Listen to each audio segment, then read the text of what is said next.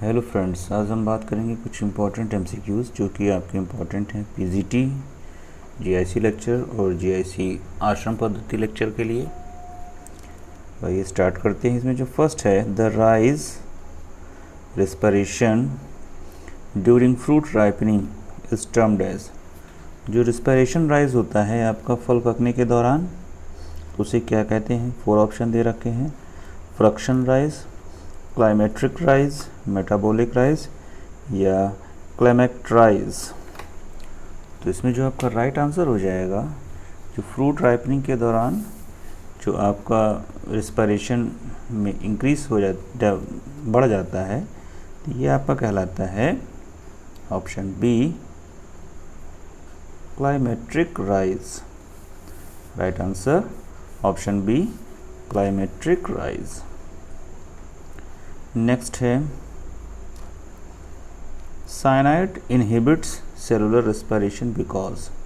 Cyanide जो है वो इनहिबिट कर देता है, एक प्रकार से मंद कर देता है जो सेलुलर रेस्पिरेशन है। तो इसमें क्या चेंजेस आते हैं? 4 ऑप्शन दे रखे हैं। राइट आंसर हो जाएगा option C, if forms undesirable complex with cytochrome oxidase. Right answer option C. Next है, the net gain of ATP in the process of glycolysis. जो नेट गेन है इस पर आपका ग्लाइकोलिसिस में, वो होता है आपका 2। टोटल इसमें जो प्रोड्यूस होते हैं वो 4 होते हैं। चूँकि 2 इसमें यूज्ड होते हैं, तो जो नेट गेन हमको मिलता है वो मिलता है 2 ATP का। तो राइट आंसर ऑप्शन डी 2। अगर टोटल प्रोडक्शन पूछा जाएगा तो हमारा आंसर होगा 4। Hill reaction is a part of. Hill reaction जो है वो किसका पार्ट है? तो राइट आंसर होगा ऑप्शन बी, PS2 यानी फोटो सिस्टम 2। नेक्स्ट है, Hatch and Slack cycle in C4 plants takes place in the cells of. 4 option दे रखे हैं। जो हैच स्लैक साइकिल होती है C4 प्लांट्स में, ये आपका कहाँ पर पाई जाती है? Bundle sheath, xylem, parenchyma, mesophyll 2 या आपका नन ऑफ दीज। तो इसमें जो आपका राइट आंसर हो जाएगा वो हो जाएगा ऑप्शन सी, मेसोफिल सेल्स में ये आपका पाई जाती है। राइट आंसर हो जाएगा ऑप्शन सी, मेसोफिल। नेक्स्ट है, the first stable product in dark reaction is of photosynthesis in C4 plants. 4 option, पाइनिविक एसिड, ऑक्जेलिक एसिड, 3-फॉस्फोग्लिसरिक एसिड या फॉस्फोइनॉल पायरुविक एसिड। तो जो पायरुविक फॉस्फोइनॉल यानी जो पेप है, ये आपका होता है CO2 एक्सेप्टर C4 प्लांट्स में। और जो स्टेबल की बात करी गई है, तो स्टेबल जो होता है वो होता है आपका oxalic acid in C4 plants.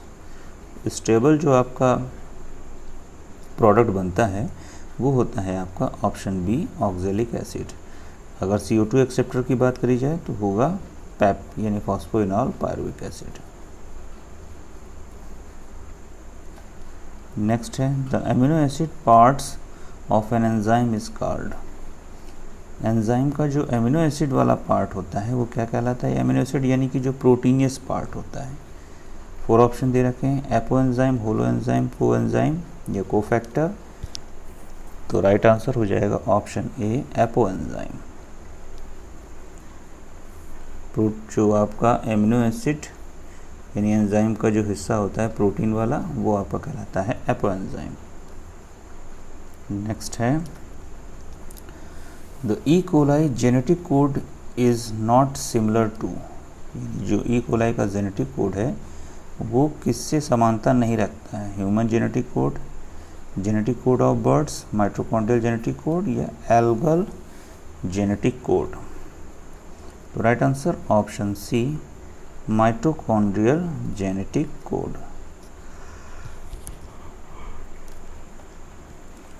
Next है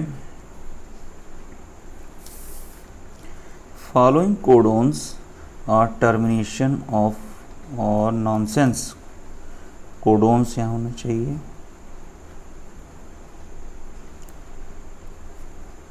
following codons are termed nonsense codons except. अब सभी आपके जो है वो आपके नॉनसेंस कोडोन हैं, किसके अलावा? तो ये राइट आंसर हो जाएगा। जो इनिशिएटिंग या स्टार्टिंग कोडोन होता है वो होता है AUG, और बाकी ये तीनों जो हैं ये आपके स्टॉप कोडोन हैं, यानी इनको हम नॉनसेंस कोडोन बोलते हैं। नेक्स्ट है a poly A sequence invariably codes for. जो पॉली A सीक्वेंस है वो आपका किसको कोड करता है? तो इसमें जो आपका राइट आंसर हो जाएगा वो हो जाएगा ऑप्शन B, यानी लाइसिन। इसमें अलग अलग जो आपके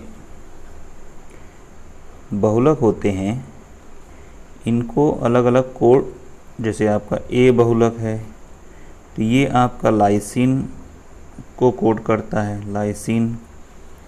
और जो B है तो B आपका प्रोलिन, और C है तो सॉरी U है तो U आपका एलेनिन को कोड करता है, एलेनिन। इसमें आपका चूंकि A पूछा गया है तो A आपका कोड करता है B को। नेक्स्ट है एक कोडोन कंसिस्ट ऑफ। एक कोडोन में आपके कितने बेसिस होते हैं? तो राइट आंसर हो जाएगा ऑप्शन B, 3 बेसिस। नेक्स्ट है Griffiths experiment with pneumococci and mice to show the DNA is the genetic material is also an example of। तो जो ग्रिफिथ्स ने जो एक्सपेरिमेंट करा था न्यूमोकोकाई और माइस के ऊपर, तो ये आपका कहलाता है process transformation.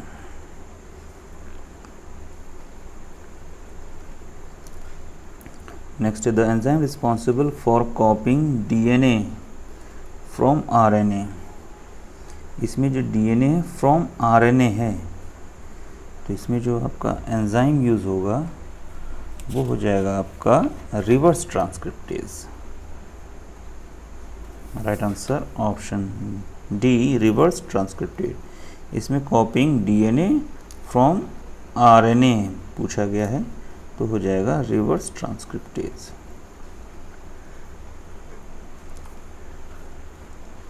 The replication of Okazaki segment are in replication of Okazaki segment are joined together by।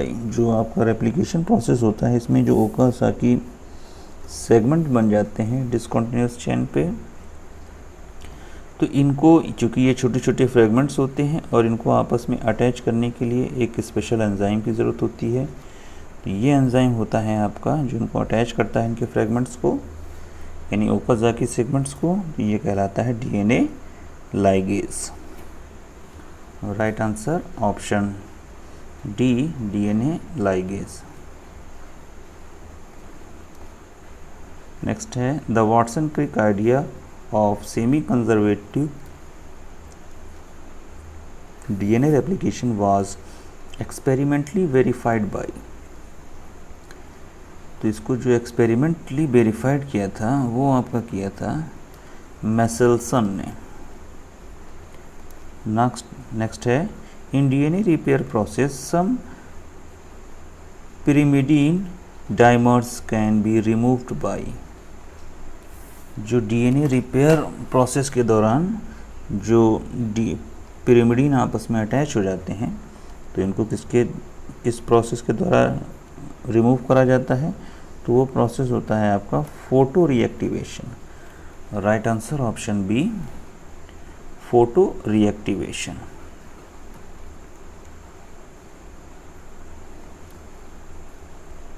Next है diploid organisms having one chromosome of a single pair missing that is 2n-1 is called. अब single pair जब missing होता है तो आपका ये condition कहलाती है monosomic. Right answer option B monosomic.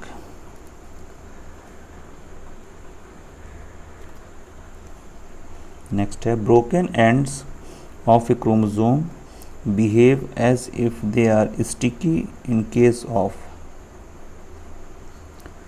Broken ends of chromosome behave as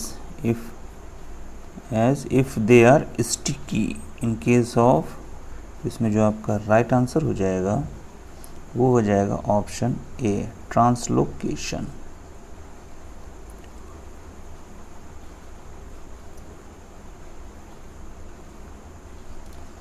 next है the common bread wheat is a, जो सामान्य आपका ब्रेड व्हीट होता है, जिससे ब्रेड व्हीट होता है, जिससे ब्रेड बनाई जाती है, तो ये क्या हो, इसका जो क्रोमोसोम्स होते हैं किस टाइप से होते हैं, तो राइट आंसर हो जाएगा ऑप्शन सी हेक्साप्लॉइड।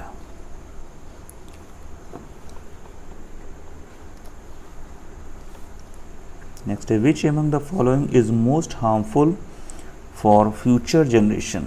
अब इनमें से कौन सा जो है, अलग अलग प्रकार के जो चेंजेस होते हैं, तो ये हमारे भविष्य के लिए सबसे ज़्यादा जो कौन सा हार्मफुल है, तो इसमें जो हार्मफुल प्रोसेस है या जिसकी वजह से आपका हार्मफुल एक्टिविटीज़ शो हो जाती हैं, वो है आपका right answer option C inversion.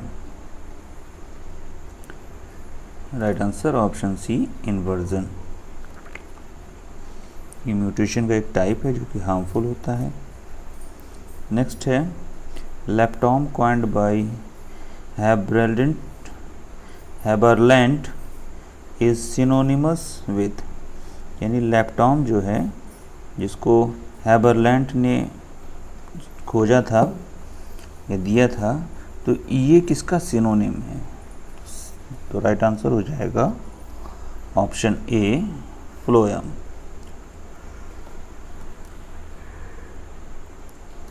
Next है parenchyma tissue with large vacuoles are called. Parenchyma tissues जो हैं जिनमें आपका बहुत ज़्यादा लार्ज जो वैक्यूल्स पाई जाती है, उस तो इस टाइप के टिश्यूज़ को क्या कहते हैं, तो ये होते हैं आपके, चूँकि टिश्यू वैक्यूल्स प्रेजेंट है यानी एयर होगी, तो ये कहलाएंगे आपके एरेन्काइमा। नेक्स्ट है elongated cells present in micropylar end of the embryo sac are called। जो माइक्रोपाइलर एंड होता है एम्ब्रायो सैक का, तो यहाँ पर जो आपका elongated सेल्स प्रेजेंट होती हैं इनको क्या कहते हैं, तो 4 ऑप्शन दे रखे हैं antipodal cells, egg cell, synergids या नन ऑफ दिस, तो right answer option C synergids. Synergids जो हैं ये आपका elongated सेल्स होती हैं।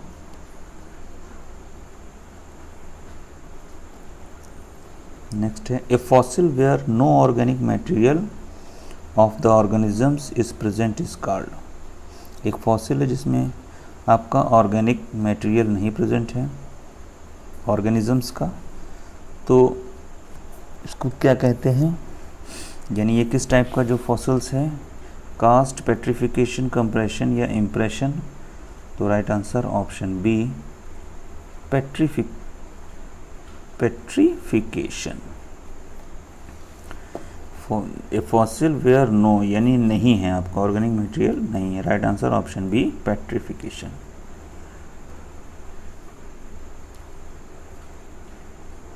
The inflorescence of banana is, जो बनाना का इन्फ्लोरेसेंस होता है वो कैसा होता है, तो right answer option D spadix.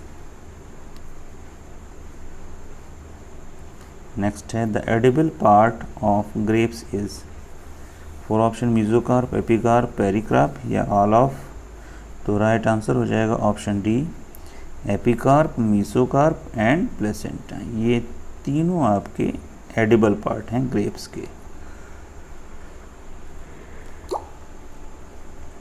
Next है plants absorb nitrates from soil and ultimately convert into. Plants जो है एब्जॉर्ब करते हैं नाइट्रेट्स सॉयल से और अल्टीमेटली इसको किस में कन्वर्ट कर देते हैं। तो इसमें जो आपका राइट आंसर हो जाएगा वो हो जाएगा ऑप्शन सी नाइट्रोजन। नेक्स्ट है most of the cereals are the members of. Cereals जो हैं वो किस ग्रुप के मेंबर हैं, मालवेसी, क्रूसीफेरी, ग्रेमिनी या सिप्रेसी। तो राइट आंसर हो जाएगा ऑप्शन सी ग्रेमिनी।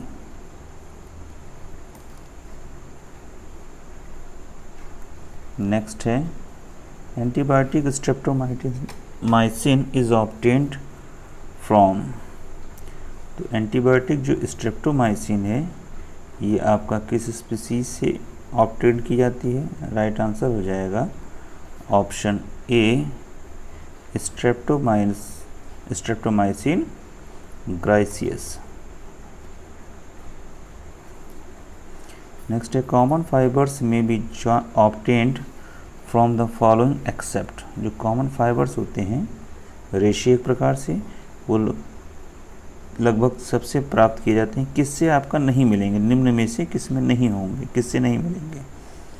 तो राइट आंसर हो जाएगा ऑप्शन बी लाइकोपर्सिकॉन एस्क्यूलेंटम।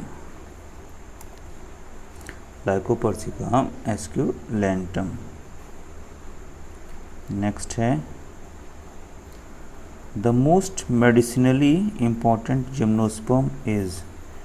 अब इसमें मेडिसिनली रूप से कौन सा इम्पोर्टेंट है जिम्नोस्पर्म, गिंको, साइकस, पाइनस या एफिड्रा। तो right answer option D ephedra.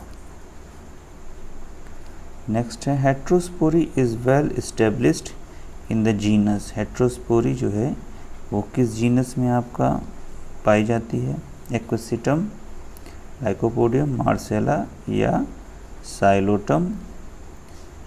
तो राइट आंसर हो जाएगा ऑप्शन सी मार्सिलिया।